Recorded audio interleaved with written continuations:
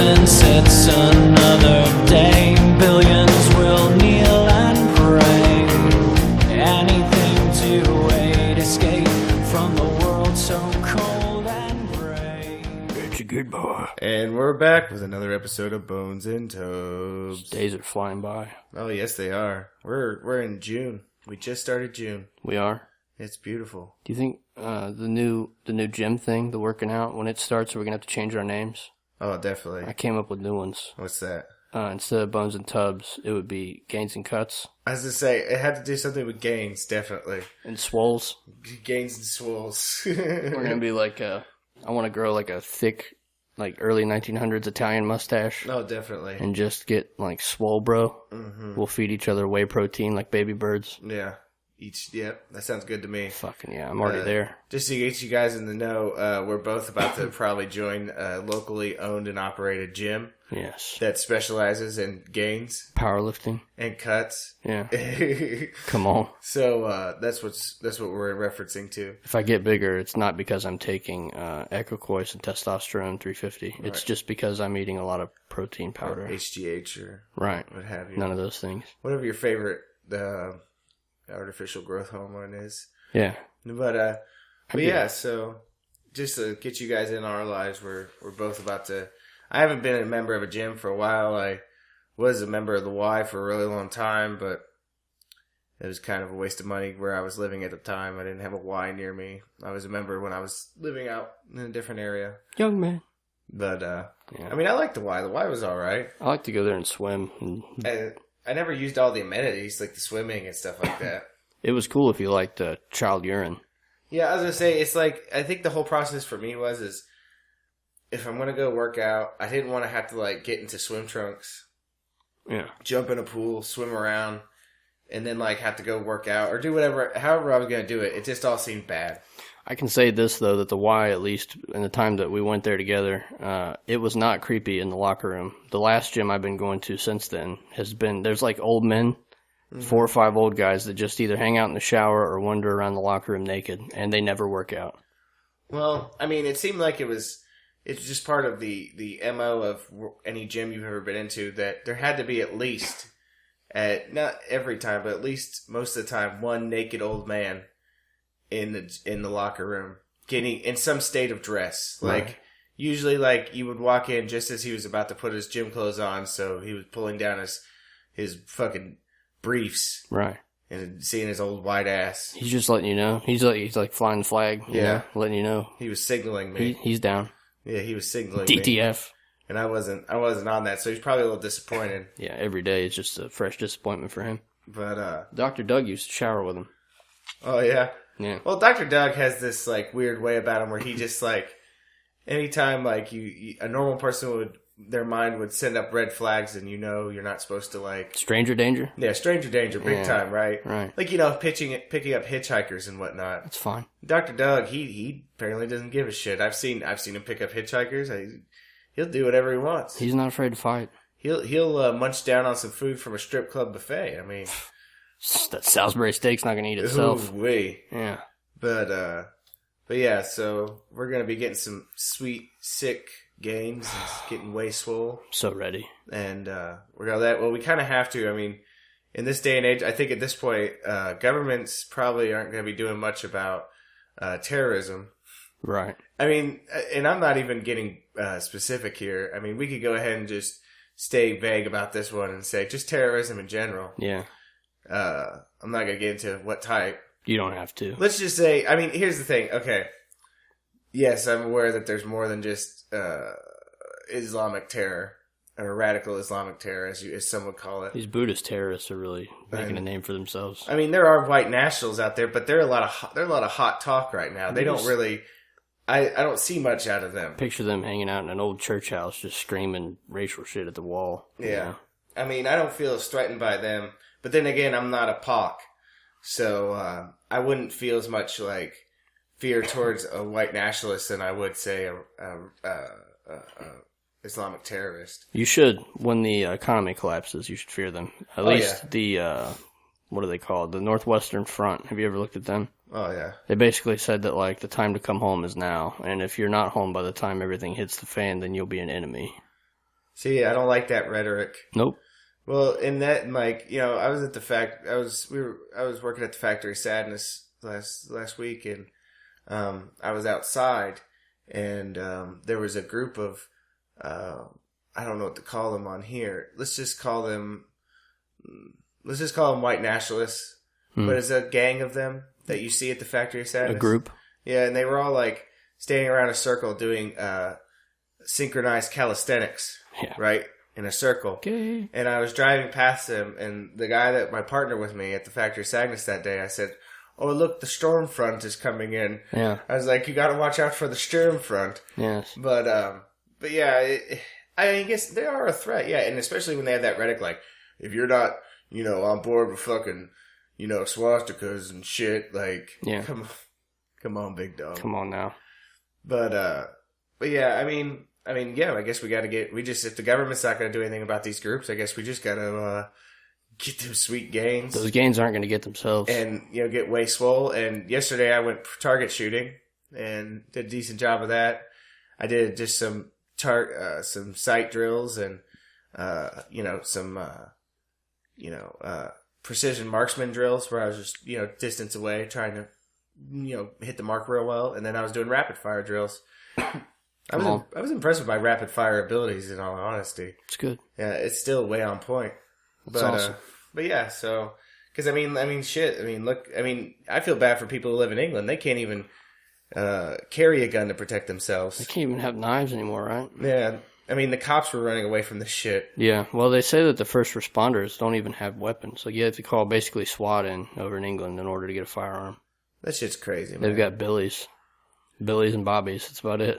And if I got a billy club and I'm going up against a dude with a 12-inch knife or a fucking ball bearing bomb. I mean, unless I'm like got some sick fucking imagine there's got to be that cop who practices with a fucking billy club all the time. Yeah.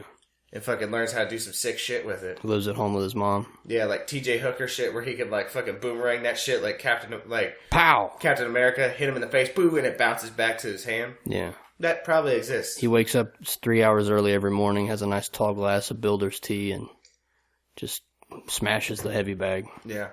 I've been open carrying every day for the past week, and it feels good. Yeah.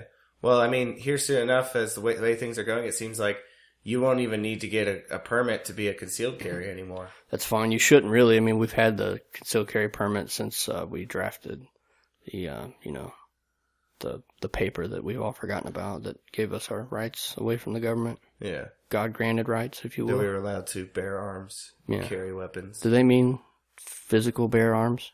You know, some people would say that's what it was. We're going to have those soon. That, or some would say, well, they intended for us to all carry single-shot muskets. Yeah. But here's the thing, at the end of the day, I think I would rather be shot with a modern weapon than a musket ball. Those things fuck that. Were like fucking 50 caliber ball that will fucking wreck your shit all over the place. Leave a fucking orange-sized hole in your back. Not today, ISIS. Not today. Yeah.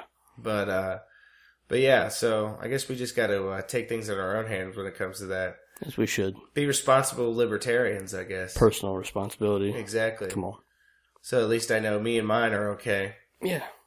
But yeah, because, you know, I mean, like I said, the government's not going to help you. I mean, you got mayors saying that terrorism is part and parcel of living in a metropolitan area. Yeah. So now we just, as Westerners, we have to come to terms with the fact that terror is something that's just going to happen all the time, and there's really nothing we can do about it. Just keep paying taxes. It's fine. Which is a bunch of horseshit, if you ask me.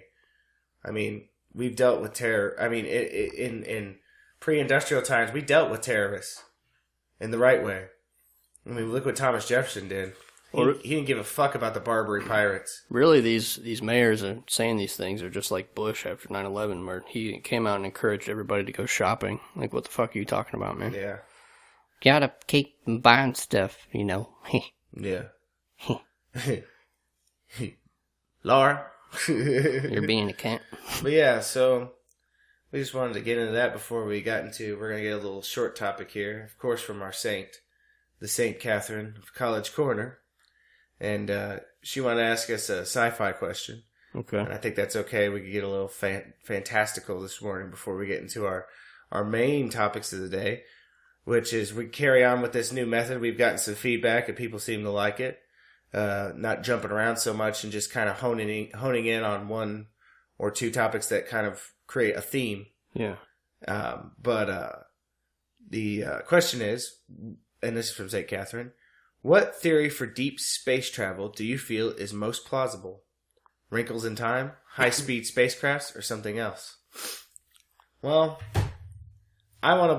here recently, in my head, I could come up with these scenarios of how it'll eventually happen that we figure out how to go faster than the speed of light. And my brain always goes to hyperspace, or warp, if you will, like from Star Trek. Yeah.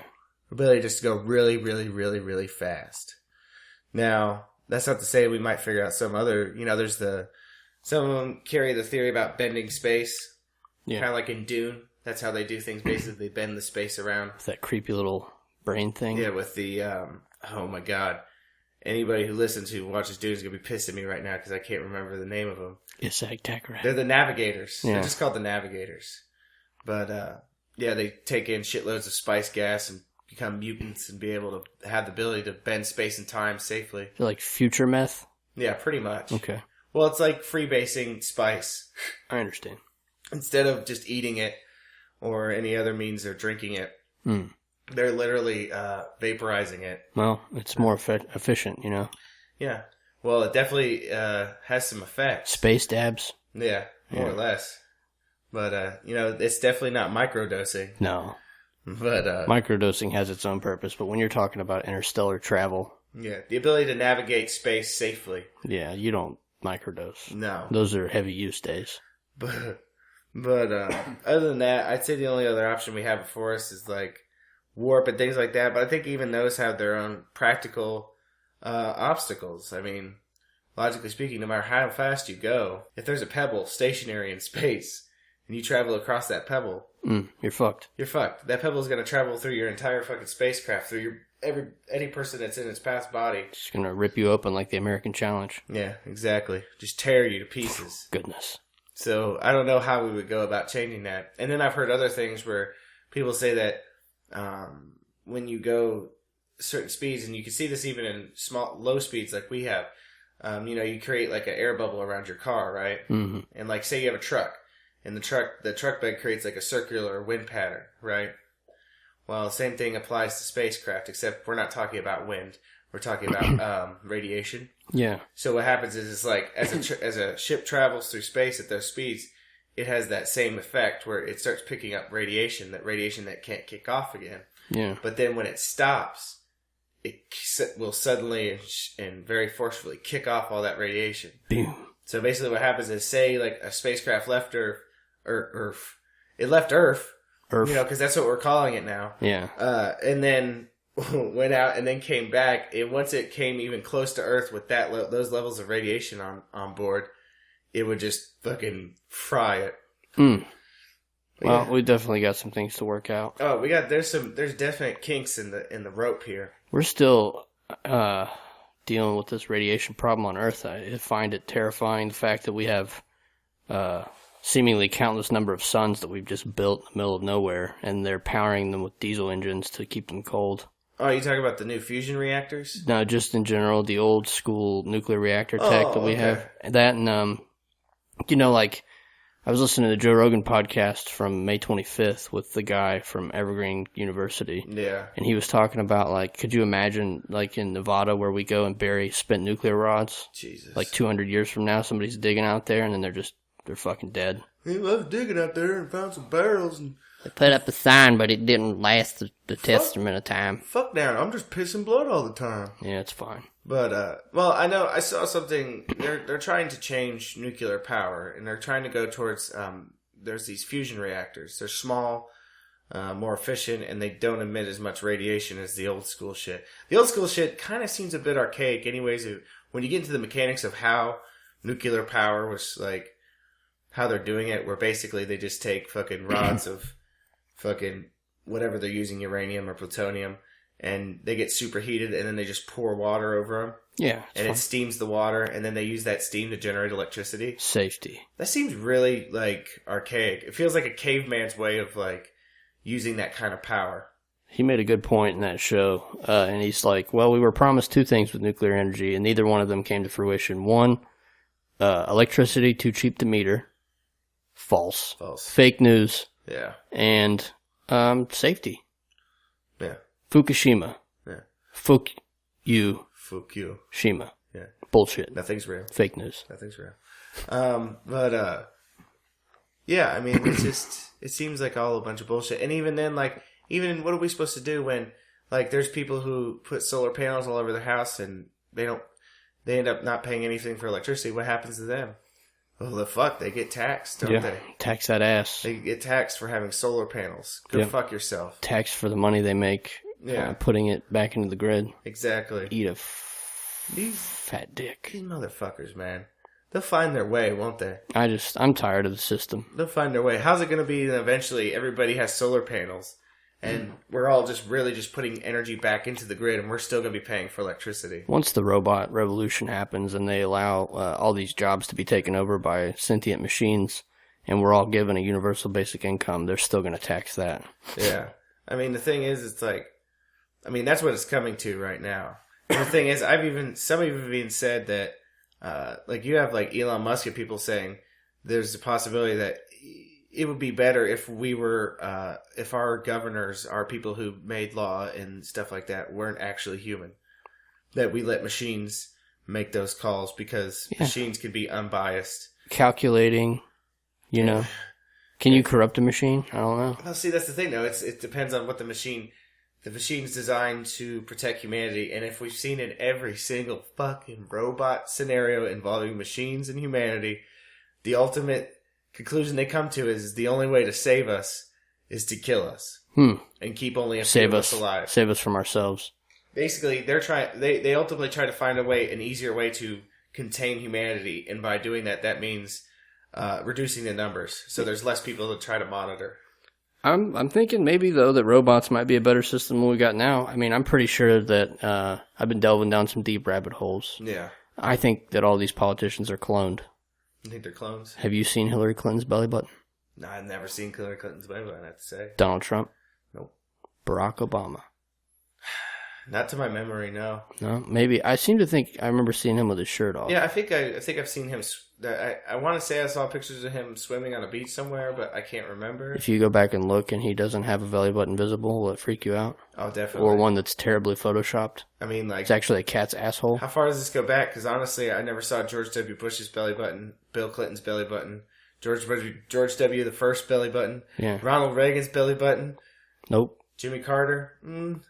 Probably not. Kennedy was the last one with a belly button. See, I thought maybe Jimmy Carter may very well be a human being because everybody hated him. Yeah. Even though he's a really nice guy in all reality. I mean, fuck. What did the dude? He's probably the best guy after post-presidency of all the presidents that are still alive. What did he do with his time? Did he sit back on his laurels and fucking make money? No, he fucking went and did Habitat for Humanity and helped, like, fucking Africans get clean water. Yeah. Like, the dude was on point. Come on. I mean, he wasn't trying to hawk anything crazy or anything like that either. He's just simple.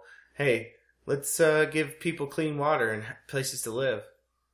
That's noble. Hopefully by the time we come around to the next presidential election, Bones and Tubbs will be a giant show, and we can have like a voting block where we make the politicians show us their belly button. Yeah. Show us your belly button. Show it! Like, we have them on the show, and then we're just like, all right, well, this is the time in the show where you have to show us your belly button. Yep, it's, you got to. We see it. It would be funny if one of them comes in here and they've had a hernia operation, so they don't have one anymore. Oh, my God. Oh, they're dead. Yeah. Then we're in prison. That's fine. But yeah, so anyways, I guess we should get into the main discussion point of today. And we've kind of been on this thread here lately where we've been naming demons or that have been the ills of society. Yeah. And we've kind of, in a roundabout way, came to Like I said, we've been trying to put multiple ideas together, give them a central theme. The main theme this week is identity politics. That's what we're going to talk about. And that's a demon that's been named. It's been named for a while. It's been going on for a long time. Yeah. And we're going to round that up out with cultural appropriation and the regressiveness of certain sects of the left. Can I just throw mine out there so they can digest on it, and then sure. you can dive into your side of things? Yeah, that's fine. I'm pretty sure that identity politics, since its foundation, was just another extension of divide and conquer. Definitely. It's a form of tribalism. When I started researching it, it brought to mind the NFL and all these other professional sports where everybody has to identify with a team, and pretty much gets rid of any semblance of rational thought. You can have facts. You can't, like, you and I could sit down and put all of our bullshit identity behind us and just have a conversation about facts, right? Yeah. But that's because we're not heavily indoctrinated in identity politics. And we're two, by their standards, we're two white cis males who cute, yeah, and that's identity. That's idpol. I'm gonna be calling identity politics idpol for the rest of the show, just to condense it down to what I feel it is. But I feel that it's like a new religion. To some people it is. Here's the problem: is that for anybody out there who's not truly hip, I'll give you the full up fucking Google definition of identity politics real quick, just so you're on board. Yes. And this is Google, mind you. It's a pretty decent definition. It kind of hits at it a little bit in a snarky way. Yeah. Identity politics. A tendency for people of a particular religion, race, social background, etc., to form exclusive political alliances, moving away from traditional broad-based party politics. Now, I'm sure some of you out there have heard before that when Hillary Clinton lost the election, a lot of people on the left, mind you, they blamed her loss on identity politics. I mean, I don't know if you've heard that before or not. I have. I would say that there's a healthy amount of identity politics on both sides. So, like, the violent reaction to identity politics from the right, who are heavily indoctrinated also. Yeah. I mean, that's pretty fair to say. Yeah, I mean, you see this on both sides. This isn't a one-sided issue. You see, and like I said, it's people kind of clustering up into these different tribes. And basically, more or less, like, they could form alliances with other groups, but at the end of the day, whoever's in their group's in their group, whoever's not is not. And if anybody keeps their ear to the ground, as we do, if you haven't noticed lately when it comes to this, you've seen a lot of, since the election, I feel like a lot of people who are into identity politics have turned their attention away from the opposite side and have honed in on what they believe are the problems on their side. Mm-hmm. Does that make sense? Oh, yeah.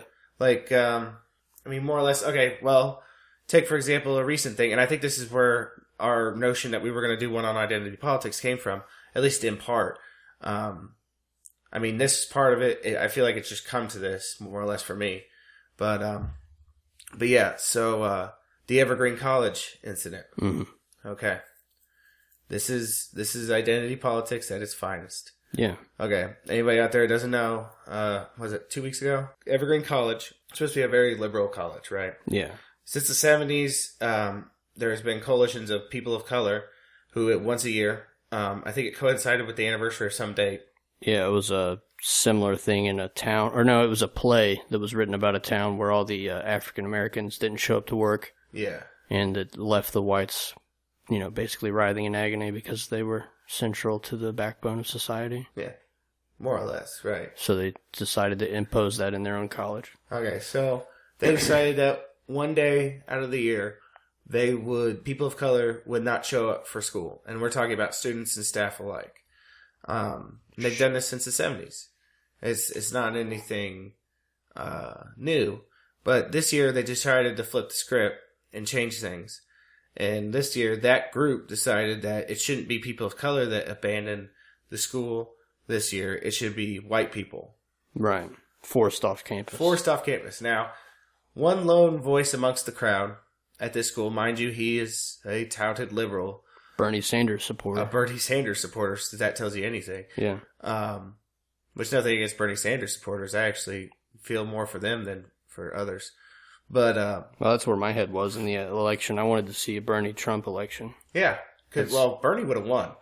That's all there is to it. In all honesty, if we go back and do it again, because we're agents of chaos, I'd probably ended up voting for Bernie. I don't know.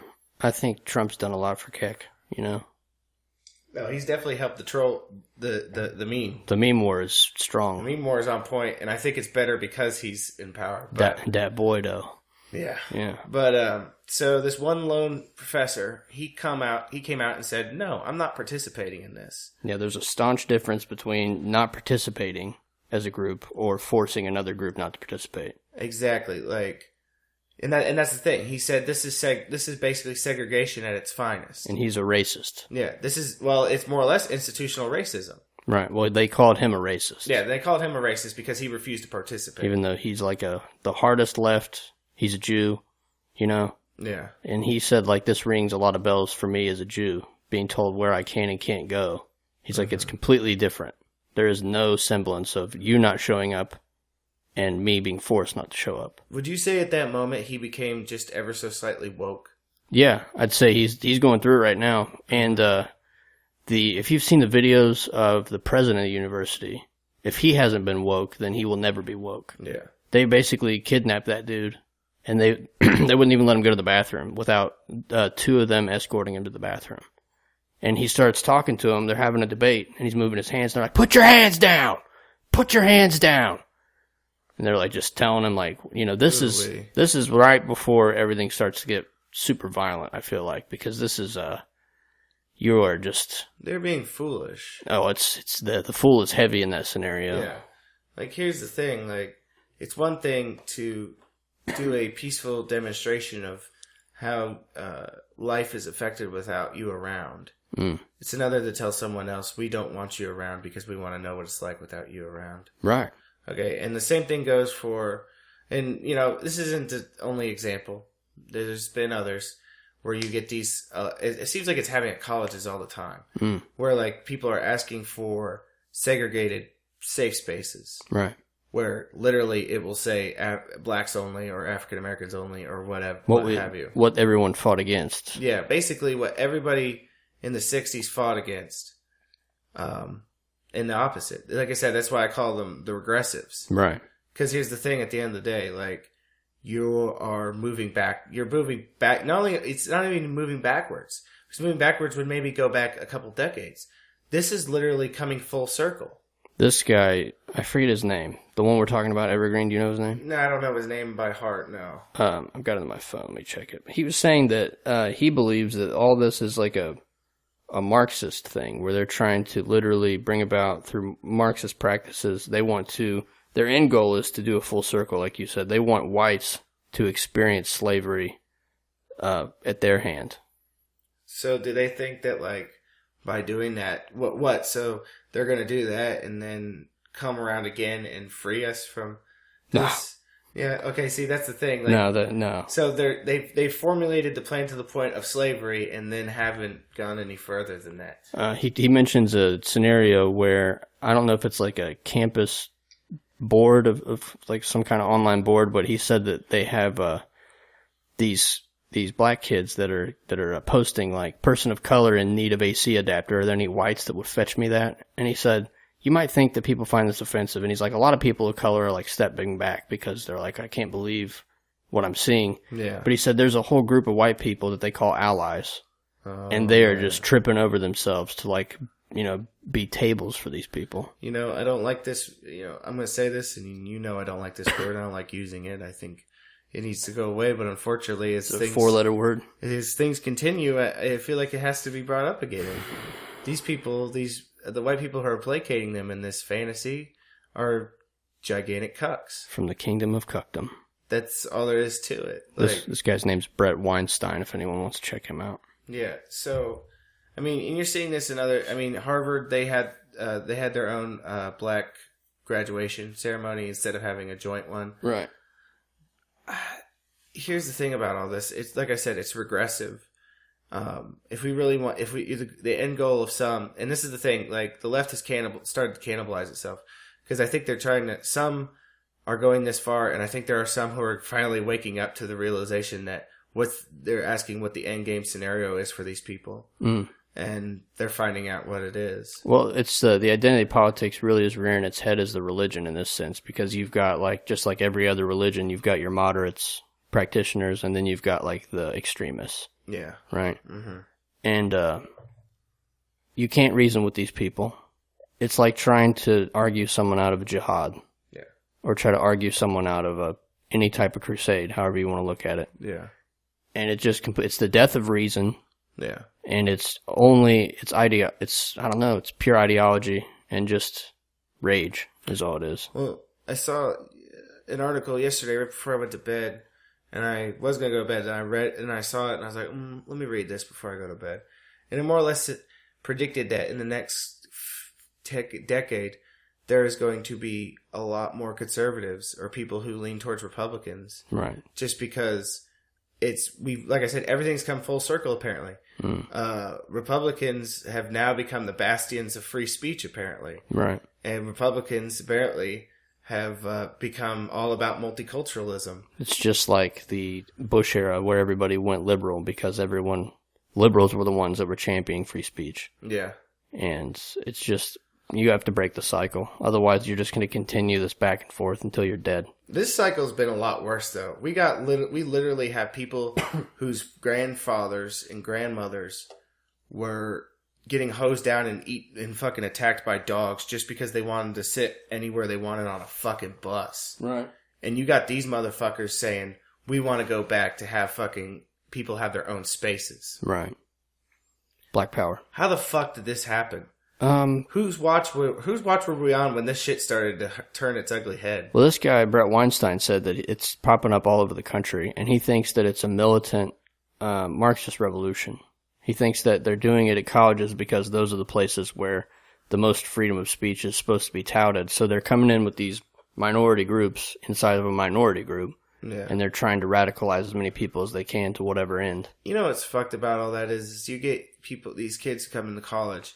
These are impressionable young minds, right? I mean, we're talking about people that in practice are technically adults. But here's the thing. When you're 18 years old and you're coming from wherever you're from, you ain't never read Das Kapital. You've never lived life. You're basically an idiot. Yeah, you've never read Das Kapital or Communist Manifesto. And then you come into this place where these individuals who are teaching have their own designs for you, right? Like they're not trying to be unbiased in teaching you this. Like if I was a professor and I was teaching economics or government or political science, yes, I would have students read Das Kapital, but I'd help them put it in context.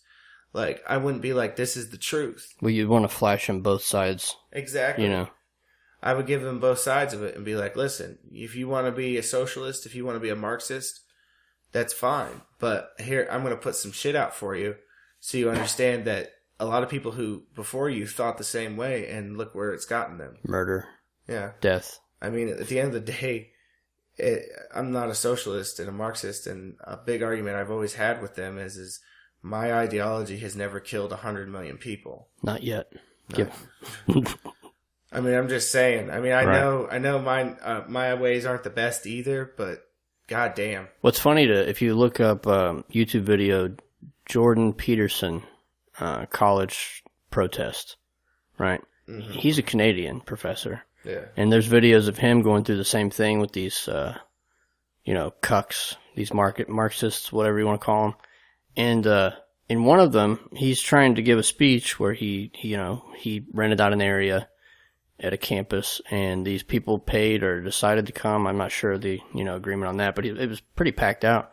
And this group of kids moves to the front, and they're waving a hammer and sickle flag. And he's like, think about that for a minute. Yeah. Arguably, more people died under that banner than the Nazi flag. Yeah. Right? That's a fact. He's like, but could you imagine if you were waving a Nazi flag at an event? What would happen to you? Well, to an extent, you could take that as, that's a symptom of victory, I guess. Like, people don't look at the Soviets as evil as the Nazis. because they were the ones that helped us beat the Nazis. I mean, they were all about wholesale genocide and murder just as much as the Nazis were, but because they were on our side during it, we refused to acknowledge that fact. Yeah. But convenient. Exactly. It's like I said, and you know, to move on just a little bit, I think I want to talk about just to tap into that identity politics a little bit more, and that's cultural appropriation. Just to get you out there, this is the Wikipedia definition of it. If nobody knows what cultural appropriation is, but I feel like a lot of them already know. They got to, at least to an extent, know what it means, right? Yeah. Cultural appropriation is the adoption or use of the elements of one culture by members of another culture. Cultural appropriation, often framed as cultural misappropriation, is sometimes portrayed as harmful and is claimed to be a violation of the collective intellectual property rights of the originating culture. Basically, the positive effect of the melting pot, right? Mm-hmm. Isn't that what we all want? See, that's the thing. That's where I think where their minds are at is no longer in multiculturalism or melding together. Or equality.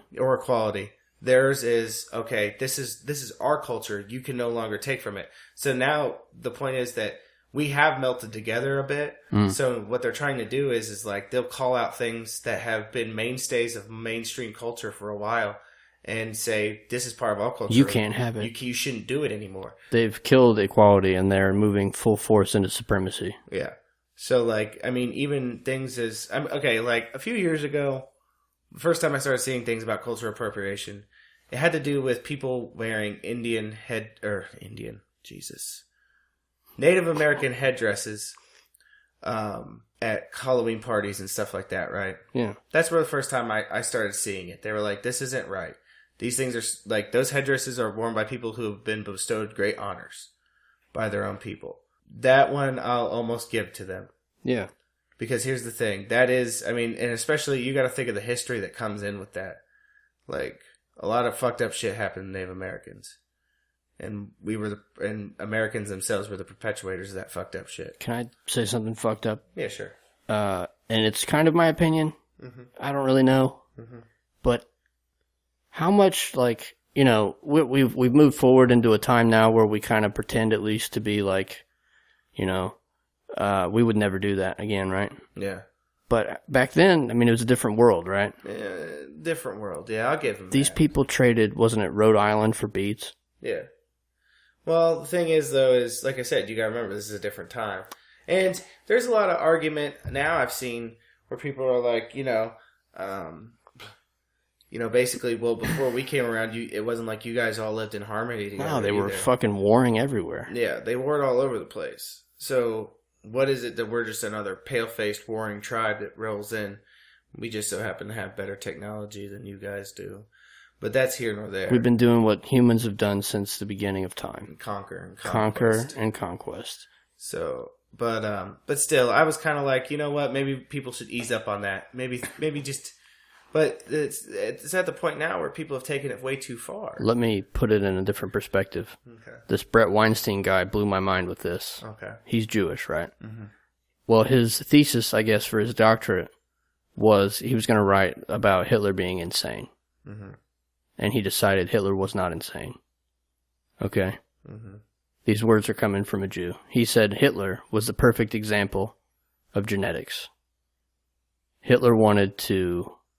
You know, from a personal perspective, he looks insane, right? Mm-hmm. But if you look at it in a science-based scenario, basically like a petri dish, yeah. If what he was trying to do was spread German genetics, he did a really good job. Yeah, I'll give him that. And that blew my mind. To hear that from the mouth of a Jewish person who has ties, to Nazi death camps. Yeah, and that's the thing, like, and he's just looking at from... I wouldn't say a neutral perspective. He said it's a scientific perspective here. Right. He took away his identity politic of being a Jew and looked at it under a microscope. I mean, that doesn't make it right. No, that's not what he said. He wasn't trying to make it right, but it gave me a new lens in which to look at what's going on in the world today with everything. Yeah. You got, like, religious ideologies of various sorts, identity politics, Muslims, whatever you want to look at. And it's, on the whole, it's one thing, but if you look at it under that lens, it kind of gives a whole new light to it. Yeah, at the end of the day, here's the thing, like, I've come to notice, is day to day as I look through my feed and I look through news reports and stuff like that, I find it every day harder and harder to discern if a left-wing writer is either dead serious about what they're writing about or they're trolling. Yeah, it's hard to tell. I want to believe they're trolling most of the time because a lot of times it's so absurd that I can't begin to wrap my mind around the fact that somebody would actually be agreeing with certain aspects of this. I wonder, too, if it's a money thing because they know that they're going to get a lot of views. Get that clickbait. Get that clickbait advertiser money. Yeah. I mean, that beach house isn't going to pay for itself. Exactly. So, I mean, that's a very firm possibility that... Not all of us get Bernie Sanders beach house payoff money. Exactly. You know? Because, like I said, it's hard sometimes to figure out if they're serious about what they're talking about or not. You know, like things like saying fidget spinners are racist. Yeah. Or that milk is cultural, or milk is racist, or that hoop earrings are cultural appropriation. Racist.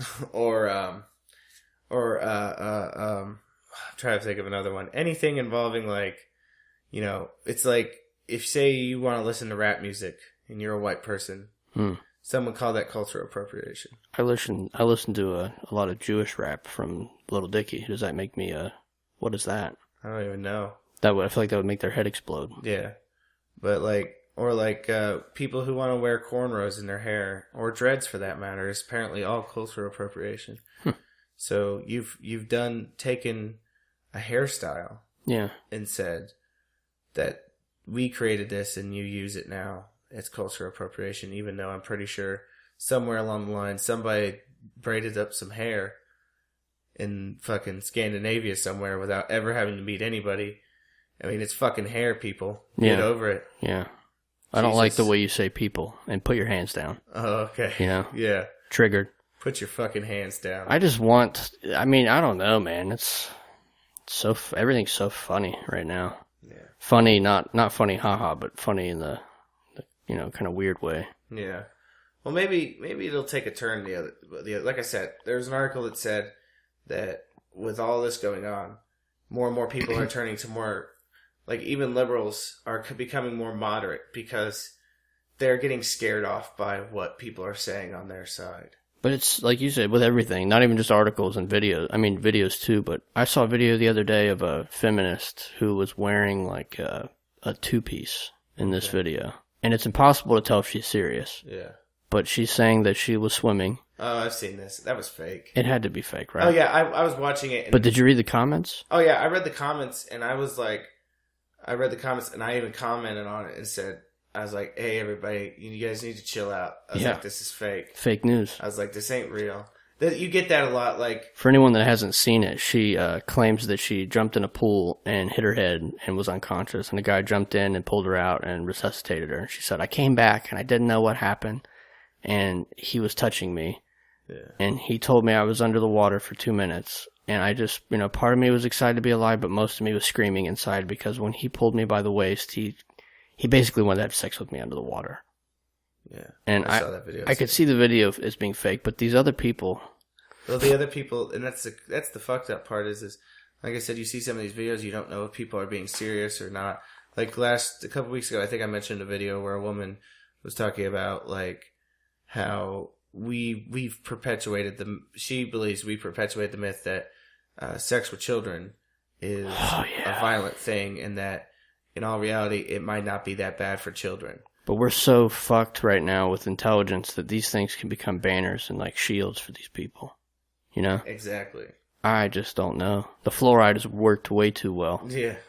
Give me a break. They need to pull back a little bit. Fucking turn that shit off for a little while. Yeah. Well, they don't want that either. They just need to pull back the dosage just a little bit. It just makes me wonder what they're doing that we're not even talking about. Yeah. You know? Because this is what we're talking about. We're not talking about like the royal jelly. Yeah. The royal jelly topics of the moon hornets. I mean. If that's the next phase. They got to get us indoctrinated with the fluoride, and then once hey, did you know that royal jelly is like they'll make it a health or beauty thing? Did you know you can lose pounds by just eating a teaspoon of royal jelly every day? Really, it's the heroin of the universe. Yeah. Next thing you know, you're just food for their babies. Fucking mind slave. Yeah. A giant wasp nest, and the only stellar object in view that never turns. Yeah. Right? Even though it's been hit by a lot of rocks, doesn't turn, the moon. Yeah. There's a reason for that. Wasp nests don't turn either, bitch. Yeah. Dude, have you ever seen a wasp nest turn? Nope. No. We gotta get the universal cosmic broom and knock that shit down. Raid can. Yeah, right. But yeah, I mean, I think I wanted to wrap this up, this whole cultural appropriation, identity politics thing, with something else. And to the life of me, I was actually talking about St. Catherine about it last night. Yeah. And I was going to name, like, if these two are like, well, like I said, I was talking to you before the show, I said, we've been naming all these things, these demons. And to me, these things are crown princes of hell, right? These are the crown princes of these things. We've named them, right? Virtue signaling, identity politics, Kafka trapping. These are all parts of, they're all the princes, right? They're just one of the smaller heads. Right. There's something bigger that we're getting towards, and me and Bones here are going to figure it out and find out what the main head is on this. Yeah. And attempt to slay it. That's why, we're going to die in a car fire here in a couple weeks. We're getting too close to it all. We basically have come together and decided that the truth will be on our hard drive, but before you look at it, we need you to delete our browser history. Oh, blast that cache for me. Yeah, just get rid of it. But and the truth will be in a text file. Before we go, I just want to say I'm decided that I'm no longer going to be calling it cultural appropriation. I'm going to call people, and there's not really a reference point for people who are against cultural appropriation. So I decided to start calling them cultural segregationists. And then just to make it easier, a little bit softer on the tongue, I'm just going to call them segregationists. Okay. Because that's what they are. Yeah. True. It's that simple. True. Yeah. So, segregationists don't want, you to use anybody else's culture or anybody else's ideas. It's all appropriation. But, nobody is willing to cry out in the night and say that appropriation happens all the time. It's just certain people are sweating it. You know what I mean? I mean, if you want to extend this logic to other things, every time a person of color drives a car, you're appropriating. I just wanted you to know that. I also heard that appropriation, they want white people to give up good paying jobs. Oh, I saw that too. That was a couple weeks ago. Professor in Hawaii. Yeah, and it's funny, like, these things seem to start... I'd never heard of Evergreen College until this shit happened recently. Right. They got, a lot of attention, good or bad. And this professor from some far-flung college in Hawaii that I've never heard of said... She was like some mathematician. Posted some fucking article in a mathematician's, like, journal saying some shit about how... white people, if they really were for the cause, they would give up their good-paying jobs to people of color. It starts there. Then they just they ask you politely to kill yourself. Yeah. And I'm sure there will be an army of cucks that we no longer have to talk about. Like, have you ever seen Enemy at the Gates? The one where it's about the Battle of Stalingrad and snipers and all that? Okay. There's a scene where Nikita Khrushchev, who was at that time just like a general, he goes in the Stalingrad, and the guy that's been in charge of the defense, he's been failing terribly. And he goes in there and he says the boss isn't happy, in reference to Stalin. And he says, how about instead of all the red tape and paperwork from getting you removed, how about you just make this easy? And he slides a gun across the table and walks out of the room. Okay? Yeah. That's basically what they're going to end up doing to these people. Like, you've worked well for the boss, but now it is time. We don't want the red tape and paperwork. Right. The easiest way is for you to just kill yourself. Yeah. But yeah, so... Give it time. 6 months, I'll see a YouTube video about it. Oh, yeah. So, I think that's the end of the show. We'd like you guys... Thank you guys for listening. Hopefully it was entertaining and not depressing. Yeah. I mean, I'm still, like, kind of getting over sickness, so I was a little bit more... I'm droopy the dog today. Yeah. But yeah, so... we'd like to thank you guys for listening to the show again. We'll see you guys next time. Check out our Facebook page, Bones and Tubs. Check out our website, www.bonesandtubs.com. Where's St. Even been? St. Even's coming back. He took a hiatus. Everyone deserves vacation. He changed his hours around, and it kind of messed everything up. But he told me he was going to have a comic out this week. Fantastic. But we'd like to thank you guys for listening. We hope to see you come back. Send us some topics. We still do a funny one here and there, but if you want us to do a big one, send us a big one. Aaron Starr, I think, was. What do you think that the next one? Cryptocurrency? Yeah, I think we could tackle that. I didn't say Aaron Starr, did I? Yeah, Aaron the Red? You meant Aaron the Red. Yeah, I don't know. Star, that's... Oh, shit. I don't know what that is. But, we do have a guy named Aaron Stearns that gives us topics every once in a while. That's true. But, check us out on iTunes, Stitcher, or Beyond Pod. We're on all of those. We're on YouTube as well. Yeah. Check us out on any of those to listen to the show. Go to Patreon, donate some money. I'll send you my underwear. Exactly. We're in the course of creating a store with mock-up with T-shirts. I think some of the things we said on the show before are going to end up on said T-shirts. Yes. I think one I was coming up with was I liked a lot was I'm not an asshole. I'm just historically accurate. That's a good one. Yeah, and TM. TM, definitely TM on that one. Yeah. But and then there was a few others I was going to come up with and figure out and see where it goes from there. Yeah. But all right, thank you guys for listening, and we'll see. Almost forgot. I'd like to thank Ryan Simpson for letting us use his music. Yeah. You're a little golden boy. You're an angel. Ray of sunshine. Yeah. Love hearing your music on our show every week. Sure. Also, we're going to put a ad at the end of our show this week for another podcast. Oh. We started networking with other podcasts. The podcast is called Historical Blindness. Yeah. It's a history podcast. I actually had a chance to listen to a little bit of one of their episodes. And let me tell you, pure gold. I'm about to download it on my way to work. Oh, do it. It's actually decent stuff. I liked it a lot. Yeah. But we'd like to thank you guys for listening, and we'll see you guys next time. We love you. We really do. This is Nathaniel Lloyd, host of Historical Blindness, the Odd Past podcast. Join us every 2 weeks as we explore the blind spots in our past, uncovering mysteries, exposing hoaxes, and shedding light on obscurities. For the past is a dark and mysterious continent, and looking back, we are but explorers searching for meaning. Find us on iTunes, Stitcher, Google Play Music, and almost any podcast app. I hope you'll check out the show.